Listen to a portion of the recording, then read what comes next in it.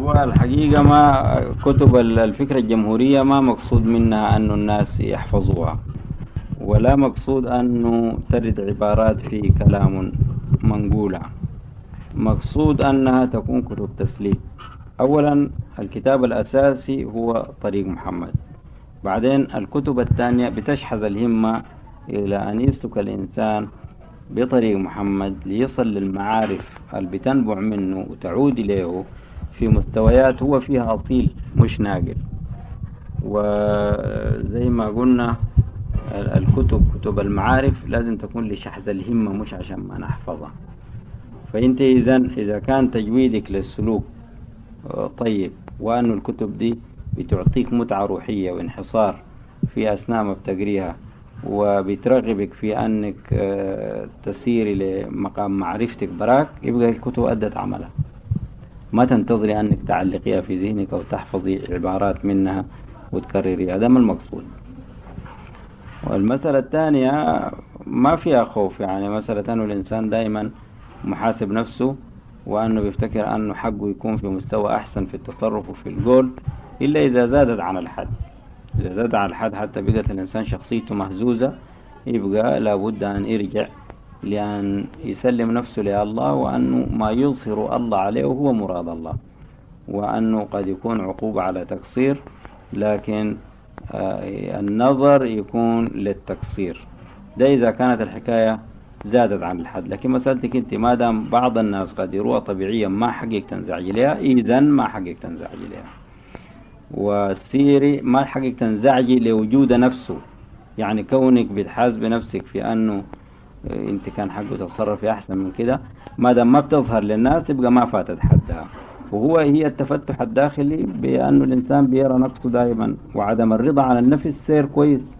أصله الكعب أن الإنسان يكون راضي عن نفسه، وأكعب من كده أن يكون الناس بيفتكروا فيك يعني رأي ما كويس وانت بتفتكري في نفسك كويس. ده بكون هو اللي برضو النسوان يقول ان الشامخ راس عزيز في نفسه ورخيص عند الناس، وده ما كويس. ولكن إذا كان هو الناس بيفتكروه كويس وهو بيشوف نفسه ما كويس، ده كويس. نحن وصلنا هسه لنهاية الساعة اللي هي مخصصة للقاء ده، ودي طبعا آخر لقاء خاص. ما أعرف إلى أي حد الليالي الثلاثة دي بتأدي نتيجة للعضوات، لكن أنا أنتظر أنها تكون بداية حسنة ونتيجة طيبة إن شاء الله. في لقاءات بتتم قريبة إن شاء الله في المؤتمر المقبل في عيد الأضحى اللي هو عبارة عن 70 يوم. أنا بكون عايز ألمس النتائج دي تمام.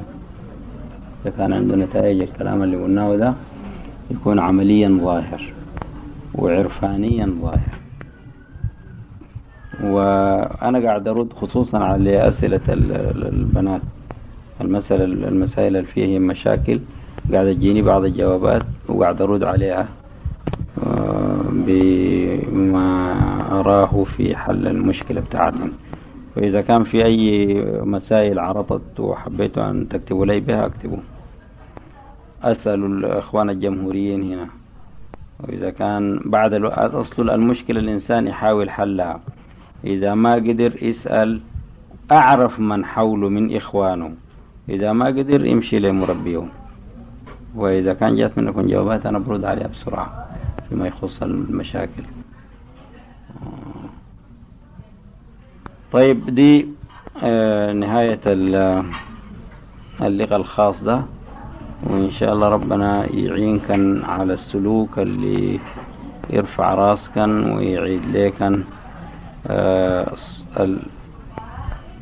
القوام المفقودة زي ما قلنا.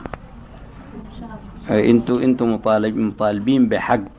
الحق ده مودع عند الرجال، ولكن لأنه زمن طول افتكروا حقهم هون برضو. هو الحقيقة حق القوامة بتاعتكم على أنفسكم حق مودع عند الرجال، لكن ما بتستردوه إلا بأن تظهروا حقيتكم له. ونحن معلقين على الجمهوريات عمل كبير، لأنه كونه يبرز الجمهوريين ما حاجة غريبة. الحاجة الغريبة أن تبرز الفتاة في مستوى للغربيين الحقوق وللشرقيين الحقوق. ونحن الجمهوريين حبينا أن نوكد حاجة هي استعمال الحجاب برشاد لغاية ما يجي وقت السفور التام، واستعمال الانعزال في المجتمع في المستوى اللي احنا بنعمل به لغاية ما يجي وقت الاختلاط التام اللي هو المجتمع الصحيح. وده كله بيكسب بحسن التصرف في الحرية زي ما قلنا.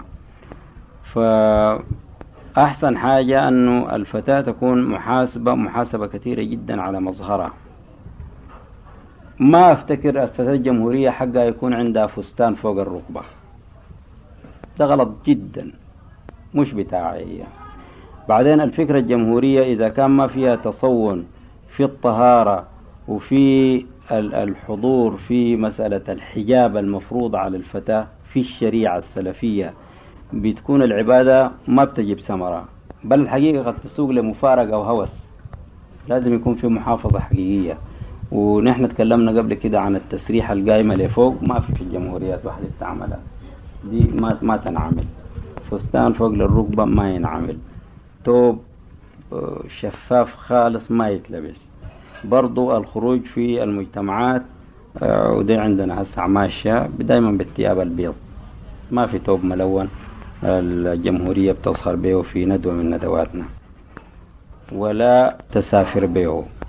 يجوز في المناسبات المعينة بينه وبينها لو في بيته طبعا تلبس ما شاءت.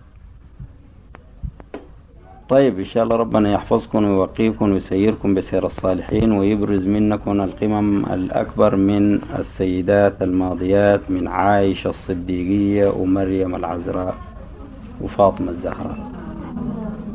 نراكم بخير إن شاء الله.